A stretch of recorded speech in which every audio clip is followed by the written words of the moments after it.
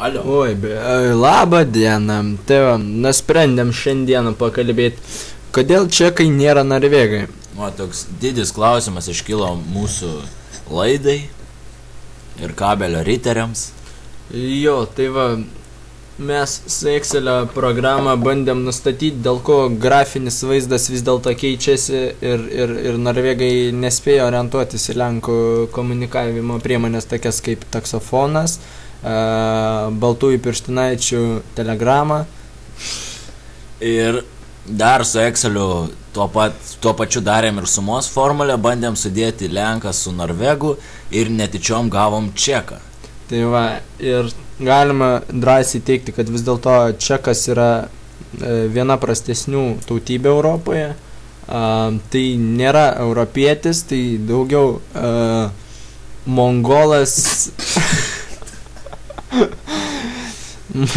Čia neturėjo būti juokinga, iš tiesų mongolas tai blogas žmogus, tas, kuris niekina save patį, kaip tik galėdamas, pjaustosi vienas kryžiumi, sunaudoja visas servetėlės nosinės kraujui nuvalyti. Tai va, dar šiek tiek sužinom, kad čekai turi, kaip minėjo kolega, jie yra ale mongolai, bet taip pat turi ir Azerbaidžano, vikingų, totorių, turkų, kazachų ir rusų mišinio kraujo indeliuose ir mėgintuvėliuose. Taip, o patys mėgintuvėliai galima pabrėžti, kad, yra nesubraižomi. Nesubraižomi, nes čia yra nauja čekų atrasta gamybos formulė, kai wolframas padengiamas plonu aukso sluoksniu ir tada ištirpinamas vandenyje. Tai va.